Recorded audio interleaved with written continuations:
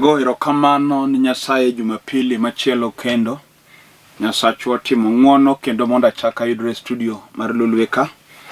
Kendo mondo wachak wawinjre kodi wach Nyasaye madwaro somo mondo wapuonjre kang' to watieko ka walamo kodi Nyasaye kuom wach manade. Ma in bende kaka janeno mar Lolwe TV chunyi dwaro mondo Nyasaye ochopie kodi.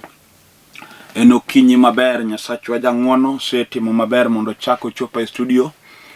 In bang'e ni Nyasaye osetimo ng'woni chewi odi kanyo kendo ise bet piny mondo iwinjre kodi wach Nyasaye gokinyi ni. Ang'eyo ni in be isegwedhori nyaka ne pinyru kuom thuolo maber ma Nyasaye osetiyogo gi jotichne mosetelo mbele na ka kuom wach Nyasaye moseyalo sepuonj. Wasewinjo wende pak kod dendo tich Nyasaye mathoth mosetimore kokalo studio mar Lolwe ka. Nyasaye ogwedh studio mar Lolwe ni kendo ting TV malo ko medo gwedho nyaka CEO mar Lolwe TV gi jotich te. Nyasaye mondo chiw ng'wono malach ni TV ni kendo wan juduto ma joneno mag Lolwe TV onego wasik waneno TV mar Lolwe. Mokwongo onego wang'e TV mar Lolwe TV mar jaluo marwa kendo en mar jaluo wa kendo wuodwa osegwedho pinywa mar luo nikech ochiwo thuolo mang'eny ni jotich Nyasaye mondo injili oyal kendo Nyasaye mondo med gwedho ting'e malo. Nyinga an Bishop William Abol, an jalego mor malanga e piny Siaya County. Sani Nyasaye oketa e piny Nairobi ka. Okinyi Nyasaye omiyo thuolo adonjo e studio ka. Jomoko seche moko penja an ka gidwaro puonj mag wach Nyasaye kata maga kata mwatimo kuonde ka kuonde. Ginyalo yudo nade to inyalo dwaro puonj na YouTube account mara. Ki subscribe YouTube mara account mara. Nying matiyo go YouTube account en Bishop William Abol. Kidwaro YouTube ibiro yudo kendo ibiro yudo puonj mag wach Nyasaye kanyo. Okinyi mar Jumapili ni Nyasaye ochako dwoka ka mondo achak wasom kodi. Mane momiyo adwa ni kaw mumbi e lweti kendo wasom wach moro ma simple mibindi ng'eyo. Mane mumbi jo Korintho mokwongo achiel matindo 18. Kanye madonwa somie kodi gokinyi masani. Asto wawinjre ka wapuonjore kendo walam Nyasaye ka watieko. Gimomiyo Nyasaye michiwo thuolo belani en kech ondiki e mumbi Nyasaye ni dhiure piny duto yalo wach maber ji duto kendo injili nyaka yale pinje te. Mane momiyo walamo Nyasaye hinya kwa gwedho Lolwe TV nikech kata kapo no kedhie kanisa to Lolwe TV chiwo nafas mondo iwinj wach Nyasaye odi kanyo. En gima lich ahinya mondo gima kamano timore. Miyo in ing'ama jahawe ka ibedo janeno mar Lolwe TV Jumapili ka Jumapili puonj mag wach Nyasaye iwinjo kuom jotich Nyasaye mathoth. Koro okinyi adwa nasom wach mawacho no jo Korintho mokwongo achiel matindo 18. Muma wacho niya, nikech wach msalaba en fuwo ni joma lal to en teko mar Nyasaye ni wan mireso. Muma wacho wach msalaba en fuwo ni joma lal to en teko mar Nyasaye ni wan jomireso. Wanyisi kuom wach matin ni wach Nyasaye reso ng'ato. Kendo en wach magolo ng'ati obadho kata mtego ma jasigo soe. Wach Nyasaye muko hinga ma jasigo lworo go ng'ato makoro geno lalne. Kech wan gi joma kama machalo joma ni bur piny kuting'o wiye malo kone kama dochom. Wasigo lorone. Wach Nyasaye chalo tol minyalo bol ng'ati bur kama nitie ma ywaye go gole go oko. Kata osedhiri mabor marom nade. Wach Nyasaye goli kendo wach Nyasaye chalo winch manyayo e lori maduong' mokwame e bungu ichuodho magole oko e chuodho kama okwame. Kata dalo moko kuomi jaduong' onge geno ma in go e dala ni chunyi gombo tho kuom gik mineno ka timre dala. Nikech nitie gik manya timre dala jaduong' moro mogombo tho wach na afadhala tho kikane kod wang'a. To wach Nyasaye pod nyalo ywayo dala no magole kama gikieno kicho ngima kendo tiyo. Koro muma wacho nwach msalaba en fuwo ni joma lal to en teko mar Nyasaye ni wan jomireso. Okinyi wan ler gima wach Nyasaye nyar rese ng'ato mondo iwinj maler. Ng'amireso en ng'at man ochomo tho kata magimoro diyo matek magimoro dwa tieko. mane ng'ami reso. Kinyi nitie jok ma Nyasaye onego res to gikia. Emomiyo muma chako wacho ni wach msalaba en fuwo ni joma lal. To nitie joma wachno gineno kaka fuwo nikech gilal. Wach minyalo nitie jomoko makwane ka fuwo. To joma kwane ka fuwo gin joma lal kata moselal. Kiduong' e adier to nitie jomoko ma wach Nyasaye chwanyo ma kiyalo wach Nyasaye to ok gimorgi. Gichwanyore ma giwachi weche te kendo chunye nyalo kethore kabisa. Kata indi chose kimokini odi to wach Nyasaye ko chak yal ti yie chenjo channel kindi loro TV ok dwar winjo wach Nyasaye. Gima wanyiso ni gimitimo no ber kata kamano ena nikech ilal.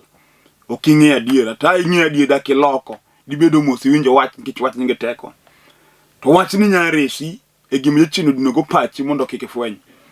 Kech gima omiyo jachino ok dwar ni mondo winjo wach nikech ong'e wach nya resi. Kesechimo gima otami go winjo wach en ong'isi ni pod ijaraha. Nyisi ni ng'e ni magi weche manono ing'at monego miel thum. Ng'ama mon ohero ma kiwuotho to in ma mon luwo toki. Koro ng'ama pod ng'ato wacho ni pod inyalo wari. Mine waro kaka fuwo. Tie ma penji kata ibet kama ibete go kinyi sani. In ng'ano mowar misano ka waro korano. Mobedo raura nikech oware. Miyudo ka koro bedo ng'amora ni koro gweng' nikech oware. Ka ng'a miseneno ka waro kodonje mowaro koketho dala.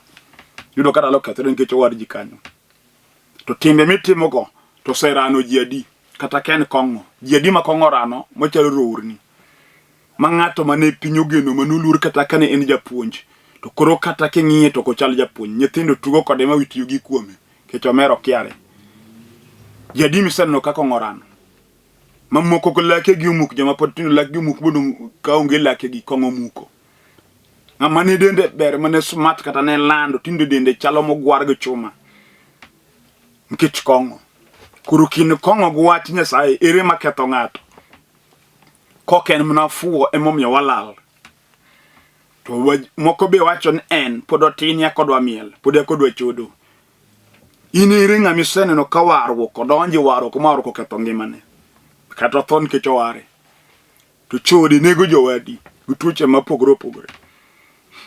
Moko kansa mako nikech chode. Moko tuoche mag ukimwi gi tuoche mag piny gore kuom nikech chode. Mano gima gino kelo. To wan gi joma kiyalo Nyasaye to ok odwar winjo nikech ono mane yo monego luw. To yono seche moko en yo moseluto jodala uteliel. Mibeni yo iluwogi. To kiyalo wach Nyasaye manyalo duoko geno mibed dhano to chunyi kalo. Kendo ineno ka gima mano fuwo. Wan ng'ato makunjo kama thum ywak mimiele thumbe piny omera kanyo kigole. Obro miel kayo nyaka pinyru lakini kunjo wach mar dhi e kanisa to chwanyore. Nyalo nyiso kada chiege no kiwoga to kane dhi e kanisa. Kendo juma ng'eny kaon kanisa marach moloba. To wanyisi adier kanisa ok rach. Nyalo bedo nitie jomoko mariche kanisa lakini kanisa to ok rach. Kanisa ema nyalo yawo wang'i kendo wach Nyasaye ema nyalo mi pachi yawre. Kech nyalo bedo ni somo idinori ma wiyi ok winj wach. Kech rieko mamiyo ng'ato bedo dhano akum Nyasaye. School to en knowledge mamiyo ng'ato ng'e gima onego tim. Lakini rieko mamiyo ng'ato bedo dhano makare en akum Nyasaye iluongo ni wisdom. En waro kima chiwe. Kendo ng'amu war mawuotho gi Nyasaye ng'ano nyakine ka ngimane opogore. Ukinyi sani wacho ni wach msalaba en fuwo ne joma lal. Tamruok ni yie kuom wach Nyasaye okonyi gang'o. Kech wan gi jok moko ma jodongo ma gin ne gidagi wach Nyasaye to ne giwalo timbe juok. Moko no iluongo okawa juoke moketo mbele. Tiyo go bilo gnawi nego joka ng'ato thiro jomoko mondo kar gi odongo. To koro sani gokinyi kibeti odikanyo koni nena gimitimo to konyo dala ni gang'o. Okemo miyo nyithindi te jokong'o to moko kethore nyaka nyiri tedo tamo. Timbe mane timo imokelo magi. Miyo sani e chino duoki pidi glory wi dayo. Ipiro nyithind nyigi ma pod tindo konyuolo kelo nyithinde dala. Ichulo nengo mar gima ne timo. To kiyalo wach Nyasaye te kawo wach Nyasaye ni gir joma onge rieko. Ini paro ni riek. Rieko ni no giko di kanye. Ko e picha moso kinyi ka wuoyo kodi nikech ini ma wuoyo kodi. Ni nente de nade. Mumo wacho ni wach msalaba en fuwo ne joma lal. Dongi no kelal. Makari okochomore kendo okodhi maber kitimni. To kinyalo winjo kata sani wach mayalo mifweny wach na dira sedagi gima dokonya to kawuono nyalo kawo Yesu mondo be ruoth mar ngimana to Nyasaye nyalo gik moko ataro. Kichwani gi joma onge geno to kama onge geno yako sungore no wach Nyasaye. Wan gi ji ma wach Nyasaye okawo ka useless oneno ka tuke nyithindo. Mok tuke nyithindo magi manyalo chiro ng'ama tho magole liel mapinyne no chiro Lazaro mondiki. To me nyalo chango tuo mar kansa motamo chieth mar piny. Wach ni chango. Magi matieko neko. Mar wich mawilre mayuch motimo rimba. Mitinge gonie to ng'ato wuoyo kende. Kuwinjo wach ni janeko chango. Mai wach matimo gik ma dhano kata juoke ok nyal. Kinde moko e piny Gerasi. Janeko ma piny oweyo ma ng'ama de onge. Jal ma kata janyuol ok tero chiemo nitie janeko ma pod berber. Ma min gi wuotho gi chiemo kata ne bath duka kama oninde e center. Mai to korona we kare ma ng'ama mose onge. Nitie janeko ma nyalo dhi to wuothi koro piny odhiambo duogo ni e dala. Seche moko kwecho yude pesa moro bede yude lwete mo kwai kor piny. Lakini ma to koro no lokre gimoro no chalo le. Mama wacho ni en no dhi odak mane kaburi kamike jomotho. Mano sano okene dhano dendo timore bungu. Okoliele wiye to kolwokre. Mama wacho no godo ringre jomotho to dhiambo ka ching podho to ywako ng'ade dende kod kite kare mochwere dende. Mano nyathi dhako ma be no nyiew ni baby sol konyuol. Yachieno barogo. Nyaka chief mar gweng' ne ok nyal dewe. Ne ng'ama nong'e ni macha gimoro nono. To chieng' ma Yesu makora wuoyo kuomini nogo wedho nam Gerasi. Jochiende mag lejo manoketo dichuo ni neko emba no mang'ano bedo dhano. Modok dalagi kopako Nyasach Israel. Kendo chieng' no ne ji owuoro koneno gik ma Yesu timo. Omero Yesu timo gik ma piny neno. Weri gik modino wiyi mitamri gano kikwarigi. Kikine ni ini gumon moko mipango no mago ni kori erieko. Wanu gi jomo kaw ni chode erieko. Kendo ko kichoti ni wi tin en mo chode ni wiye duong. Kendo kiwuoyo kode to ng'isi ni pache tin ma miwacho mago. Eno neno mon ka gima mon ni maendeleo. Jal ma koyudo pesa to mon miel go pesa ne. Kendo pango no malache udi mag nengo gi tek. Wacho na anima chamo piny. Ok cham piny ema chami. Buru chopo kami buru fwenyo ni kara piny ema chami. Kialo wach Nyasaye neno kaka ura. Gik mitimo ga miparo ni rieko. Jachieni nyalo mako pach ng'ato makato jaduong' muti. To timo kata nyathi matino konego tim. To kiwuoyo kode to gara. Nene mene sawa. Ukinyi Nyasaye uketa ka mondo wuo kodi. Wach ni ok en fuo kaka iparo no. Ma en teko mareso jomoyie. Nyare sigo kinyi sani kati gimotimo jodalau. Kato beje chien mar mosomba manodagi mopogo mama ni babani. Ma uru no tedre kende kaka ibeko tedri kendi sani. Kaje chien no pogo gi mok gidak. In be kanyi kendo dhako ringo wegi nyithindo ariyo. Kaka mama ni be no wei. Wach modongo kodi osiepna kati paro ga ni riek nyalie mano korowa. Kati wancho ni somo in gi rieko mar skul bero kadagi. Lakini mato koro dwaro Yesu kende manyagoli gi remo maka ng'ato mar dala. Ukinyi mumo wacho msalaba en fuo ng'ama lal. Kidagi ga yie kuom waru ngiga ni fuo. Muma imo wacho ka an. Kecho mumo wacho ni fuach ni en fuo ng'ama lal. To ng'amu yie kuom en teko marese. E masiche gi lwenje gi tembe mag piny. Mai wach manyalo kalo kod ng'ato nawi mochikego. Majuoga mochiki go mis mo penjre to ng'ayal no kalo nang'o Yesu kalo kodi. Kata to nego jodala utieko. Wani go miere mike ga higa. Dala maka jikikalo to jiteo king'iye. Udi dong kanyo mag mareba manego gi tek ka ng'amo dakie onge. Uchindo chamo ji mutieke dala. Kikalo ti unjo ka pakini mayo ki udi ma dhano nego dagie. Chino dagi ni ng'ato cham gimo loso. To gima nyareso dala belano en injili miyalo. Mar nengo meso no kelo gremo.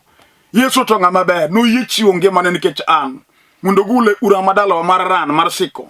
Mundo tima bedo dhano kata in Yesu no chulo nengo ni in idagi adaga emomiyo gigo podo sandi omaki odong kodi. To kinyalo winjo wach sani midogi chunyi ma imot ruoth kawuono wara. Mi ai richogo beche piny motamo Nyasaye bedo jakori. Omero ibedo janeno. Wiluor kata jochiende to neko dalau. Ma jala manochungo to dalaga Maritha gi Mariam. Jachien ma onge goro ma nomako Lazaro wuoyi achiel munego motere liel. Mawago gino dong kende gi mang'ama gigeno kuome koro onge. Anyuola pogore lo ka giwacho ni wago ginto gin pimo pong magi ok jodala. Chieng' no Yesu kabiro yudo ka dalo pong anyuola biro giwono Mariam ni gihoyo chunye. Kata kamano gibiro kawo sude mag Lazaro. Gipenyo dhok dhiang' makame moso ka ng'ane. Ging'en ma ok osemos to chwe kamano. Kech mugogo kono dhi dwaro dhier dala. To Yesu jabiro chien ka ywak duong' ka kuyo duong' ka nyiero duong'. eni manu chungo tho manyuolo a ma Yesu chako bedo ruoth. Chieng'no mama wacho no kodonjo yudo ka Mariam ni ot, Maritha no oko. To Maritha winje, Maritha ringo iro ng'ise japuonj dibe dalawa ka omera da kotho. Tano luongo Mariam dhako manoromo gi Yesu adier. Tano wuyo gi Yesu idrakach ka Yesu bet oko mapiwang' Yesu chwer.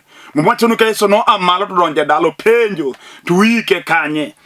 Yesu dwaro kama gimo top nitie masando dala mokelo kuye dala. Gimokelo ketho mor. Moketo kwe manyo nitie momiyo judong ka ywe piwangi. Kadhano twenyre ka weche tek kod gi dala. Mane Yesu manyo. Mama Yesu manyo gimomiyo odi kanyo mnyog nindo kiteri gotieno. Masike moko ine ywak nyaka pinyru ka monu ri nindo maber. Mane Yesu manyo gokinyi sani. Wach momiyo gombo chamo sum mawuoyo kodi ni mondo tho. Mane Yesu manyo bro dade oko ki yesani. Mondi wari iyaw chunyi mondo wari. Mama wacho no ka Yesu donjo penjo jogo tuike kanye. Ere kama pande chandro kuma makodala ni. Yesu bro manye kata juoga no kunye lo peny. Gimago ji mamuoch kambom ko muoch to daktari ema tho kama tie. Ko muoch japuonje midugo ka lokre janeko. Wach no Yesu ng'e omanye sani kata timre dalani. Mama wacho msalaba en fuon ng'ama lal. Chiegno Yesu no chiro Lazaro mathogik. Malazaro chungo bet mange mama pinyo neno. Kata jachinu nego Gweth man kuomi ga happy. Kata nego munang ye komane ingo Yesu pod nyalo chiere. Ukinyago nruthero kamano muketa ke mondo wuok kodi. We ka wach Nyasaye ka fuo gini ok fuoda. Gini teko mar Nyasaye ni jomo yie mondo resgi. Kato beje chindo malaya mawuotho kodi mama otami itedi chodi kuonde ka kuonde. Chuo luo bang' ka guok badwa ich kamoro amora midhiye in chuo dwara kata dhako maduong' ya kichalo ka nyako meka pong'. Ya chino dagi no kidak kod kwe. Nitie wach mangima man gi teko, wach man gi loch, wach manogolo Mariam manyar Magdala jochinde mag chode chunja biriyo muketi chodo dichieng' kod dichieng' wik. To Yesu mawuoyo kuome koro mogo Mariam ka chodo kelo ne jemo chode okelo jemo no Mariam isende kod kite nyaka jomose chode dwa negi. Ya wigo koko nuwa negi go yuru kite nyaka jomose chodo Mariam. To Yesu ma jakech ng'at makare ng'ama ng'wono ne lach moko dew richo ma ng'ato osetimo provided ni ng'ano nyalo yie kuome to rucho kethone te. Okoja lisha ni Mariam no senego chwadi go inge nyach. Okoja lisha ni Mariam no seketho ute mag munadi. Mago Yesu okodokie. Gimung'eyo ni Mariam biro ire gi chuny lit ka dware owen richone. Chieng'no nowaro Mariam. Ma ugolo chuchenda biriyo mag chode ngima Mariam. Ma Mariam obedo dhako makare ma nyinge dong' e muma. Uchoto mane ji okalo kare mani dwani mondo neg. Yema nyinge dong' e muma ne dhako ma muoyo kuome no wiro Yesu kod mo manengo ne tek. Mo mar nad manengo ne tek olo kuom Yesu ma Judas ong'ur kama obite to mo manengo ne tek ni ketho nang'o. Donge ne loke pesa mondo kelo pesa go konygo jomodhier. Yesu okwero Judas ling' mos dichuo. Jomodhier un go ndalo tek piny kato wud dhano to kuno chako ne kan kodu kendo. Mano wach ma Mariam otimo dhako mane owe kare. Kata Jose we kari. Mukwane useless. In ng'ama kata ka ji ni dala tini kuwo kodi. Nitie joma wuoyo man go pesa joma man go gache ema choko bura gi wuoyo kendgi. Ini tengi kado nikech in gi lwete nono. Pod Yesu kotengi. No dwoko no Mariam geno. Dhako mane piny oweyo. Mubedo dhako migeno. Ukinyi sani. Ere gima jachien osemako go ngimani motani go. Dichuo kata oloro ni adier mibe ing'i gik moko to olorre mbeleni. Ugo gimitimo mawuogni. Gik moko de timo go isuru. Kata yudo pesa nigo jochiende otami no kunyal konyi.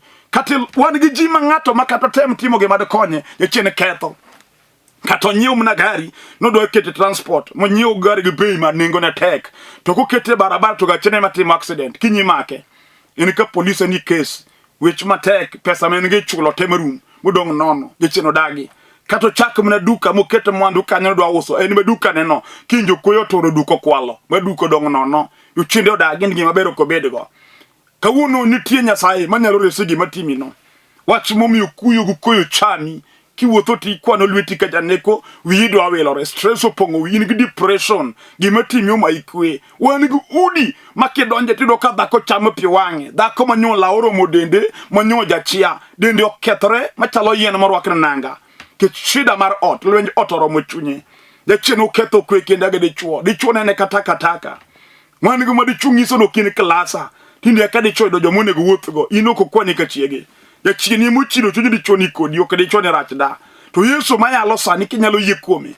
Onyalo timo ng'wono muma wacho no loko chunyi wuoyi dok kuom wuonegi. Onyalo loko chunyi churi madu kuomi mine ng'wono kata ibed dichuo ni tiyo maber ni dak gi famili ni kwe kendo ni udak maber ahinya to tiji no dhi okethore uchiegi mudong ka tiyo tinde dhako mistreet i owacho ni gik maricho sandi kendo chai magi giwacho ne onge ogo sim ni chuo kata kiwinjo kech eni mopidhi maybe kodi se ol ngima pod nitie geno kuom Yesu wuod Nyasaye mayalo go kinyi sani pod onya timo ng'wono kendo nyayaw ni yo kata kinyi sama yaleni momi tich maber molomo ni timo kwongo madhako no ne ng'wono ma Nyasaye otimo muma wacho ni ya nikech wach msalaba en fuo ni joma lal to en teko mar Nyasaye nikech wan mireso omera wae gima reso ng'ato kelo geno kata mier mageno lalie kata bed dala ma nyulie nyiri to nyiri to dhi tedo to ng'ama nyuomo onge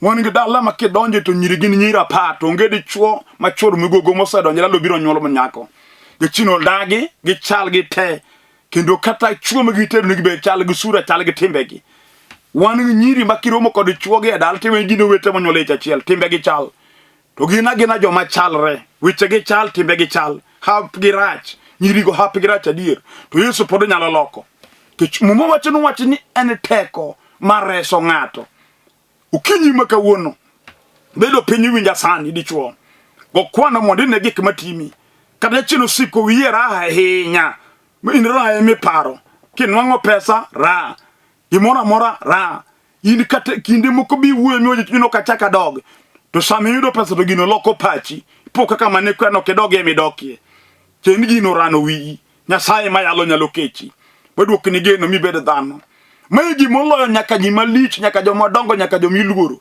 ido ke chino ketho ode moko ninde ode nindo mni hotel kwe mare ga dhako rach miyo ido ka nyaka jok muluor minongo wese miwa gin na wese miwa joma oko monde gito gidak go ne chino kelo lwenyi ot magere mak nyal dak to kawuno nitie Yesu manyalo ketho gima timino wacho miyo kata kini gari tini na ninda nikech ok ninde odi lwenyi mani odi utami nindo to wan gi Nyasaye man gi teko goloch gi nyalo nyalo kechi kawuono gimotamo pesa ni Yesu wuod Nyasaye nyalo gimotamo sombi Yesu wuod Nyasaye nyalo gimotamo chia madalau Yesu ka Nyasaye nyalo kech katibed nyako majaber nyalo bedo jako majaber musomo man gi rieko ini kata loya to jachien madalau to loyi yotami dhi tedo ng'ama kendi onge gi rieko ni gimondo me ingo gote pinyo dong kodi me pinyo chung kodi chungu koyo chami kineno ka nyithindo nyaka makiare nigo chuogi makata kasa gi mote medana kodi rwako welo yudo ka nyiri tani kodi wendi gi mirwako into mari onge gino dongo kodi koyo chami winjo ka ji penyo to into ni ted karango kawuono Nyasaye nitie mo jayaw yo motama juke yao isewutho kuom jolamo gi wundi awonda sigi kelango mondo lamni go to onge lakini Yesu ngegi ma Yesu dwaro kuomi Yesu dwaro mna yie mar chunyi mondo yie kuome kaka jawar kendo ruoth mar ngimani mondo tiek gik matimi go mondo ibed janeno ukinyi makawuna dwani yudi yie chunyi kata bed gi mosesudo kod ahinya ma en gi mongere kuonde ka kuonde Yesu pod nyalo tieke japuonj pod nyalo kelo geno ugegi matek matamo Yesu ja Nazareth muma wacho nikech wach msalaba en fuo ni joma lal to en teko no wan en teko mar Nyasaye no wan mireso umera mateko Nyasaye teko ma nyalo muko gimotamo rieko ng'ato muko kata bed dayo mon dala yuchindo dagini yewuto kendo mamoni yewida bed ni dala chiwuoyi mokende maber mineno ka gima richung dani ma yeche no riembo ukelo ni malaya moro ma wiye tek ma ya nyito dwago yie dala mane mono dag dala ni kanyo to chiwodi mane hero mane geno ni ma dhako ma diwen kata weche mag dala e chen no dagi no kada guodi ukelo ni moro ma wiye tek ba jakongo ma ok dwar winjo wach mora dhako mok puonjre Yesu pod nyalo loko namba ki winjo wach ma yalo sani mi lamo Nyasaye dala ni kanyo wach ruoth ma ok timre adwone ni dala naka kecho nikini ni wach ni teko mareso jomo yie adon resa to resa nyaka nyithinda nyari ma migeno kuome jacheno bago ko yudunga monego kende to gino kethra ketha udung kende diribe la mundo Nyasaye mi nyari di chuo dagi jachino chunge nyime kawuno angwona lem Nyasaye ma yawo yore ma jalla manokelo yo eyo ina makwar ma Uganda Israel onyono lo motwo kata yogi kodi nam kakikal onge pinyo chung kodi Yesu nugi yo kama yo onge no oje kele geno kama geno onge nyalore kawuono kata dichuo no riembi pango ode gi nyithindo to nyithindo inogo moro ka moro ni kod wuonigi jachino kitini nyuolo gi jito weyi nyuolo gi jito weyi ichando ri adiri chalo cheledo chuo monyuolo kodi to pod ngima Nyasachwa ukete studio kaka wuono munda wuok kodi kechikri wadu lemo kodi e gima nade kata ni somo to ini mimanyo tich ok nyanwango no vacancy everywhere jomoko mani usomo go to tiyo dhi mbele moko tindo gero udi moko inyembo gache gi moko dak maber into tich pod taminwango happy rach yuru tich Nyasachwa ni tiemo dola mokodi bedu gi yie ka wuon ruoth de temo gi motamo riekoni no jaduong' gi motami dal ni kanyo Yesu de teme kichadwo na lam kodi Nyasaye in janeno manena sani okuja lisha dango matimi nyalore e nyingi Yesu ja Nazareth nyalore kura doni yikri mondi yaw chunyi kendo wadwa lemo kodi e wacho manade mo wacho no wacho msalaba en fuo ni jo malate en teko mar Nyasaye no wan jo mireso kuru ya teko do diresi obiresi sani odi kanyo kamibete minenani ikri mondi go chonge piny yaw chunyi walam kodi Nyasaye alamo kodi Nyasaye ruoth kakondiki nwati en teko mareso jo mayie res dichuo ni dhako ni nyako ni guoyini nyaka jaduonge dayo ni Nyasaye kum gima nade matek mosediyo gi mosetamo gi ber asichiwo gi lweti Nyasach Israel kech onge gima tek manyalo tami lochne dichuo makoro chunya lit kum chandruok pek ma engo kendi lochne dayo ni japuonj jal matuoni yakete lweti mondo mi change ya uyuru ng'ama dwaro tich ni Nyasaye nyako mamanyo ode poko nwang'o miye dichuo makare mane loso mondo dak kode iro kamano kum gwedho joneno gi moro ka moro timni gi dwaro mar chunygi woro mala duongo dogni nikech jadiera Allah mi kuom yie nying Yesu Kristo ruoth amen agoero kamano ni Nyasachwa moselamo kodi bed kodi yie e chunyi ma iye Nyasaye osetimo kaka ikwaye kendo moloyo chak wuoth dwar kanisa miyale injili mar warruok ibro winjo wach Nyasaye kendo jotich Nyasaye dhi puonji mondo gikonye lamo Nyasaye chope warruok manyalo mi bed janeno atieko kafulo nyinga kendo an Bishop William Abol aja lego mur malanga e piny Siaya County sani adak e piny Nairobi ka e piny Olympic Kibera e kama adak kendo e piny Kibera e kama ne kanisa kama tich Nyasaye kinyalo dwaro biro e kanisa kama ntie piny Olympic Kibera kata kawuono gi Jumapili kaw namba mani screen kagi mondi gochna bi nyaka Olympic Primary kata Olympic Stage Kibera tigo sime namba gi ibro direct kaka ichope kanisa kama wantie kaine piny Dandora kata piny Kayole wan gi branches kanyo kigosi mobo direct kuom pastors man kono mondi tudri kod gi chope kanisa kama gintie kaine piny Usega Ugenya wan gi kanisa kanyo kigosi mobo tudi kanyo mondi chop e piny Imbo Usenge wan gi kanisa e piny Kabondo wan gi kanisa e piny Kadogo kanyo wan gi kanisa e piny Mur Malanga e piny Ng'ia wan gi kanisa e piny Asembo Yude wan gi kanisa mang'eny nyaka e piny Nyakach wan gi kanisa e piny Kolweny kanyo kaini area mo wan gi kanisa kigosi mabo direct kichope kanisa ni mawagote o namba na mar simu en 0721280025 0721280025 Airtel namba mara en 0782495083 0782495083 kaka wacho inyayudo puonj maga YouTube account be mara the other YouTube account is subscribe Bishop William Abol search Bishop William Abol iboyudo account mara YouTube kanyo iboyudo puonj mag wach Nyasaye mabro gwedhi Nyasaye mondo gwedhu nyaka Jumapili manyien shalom.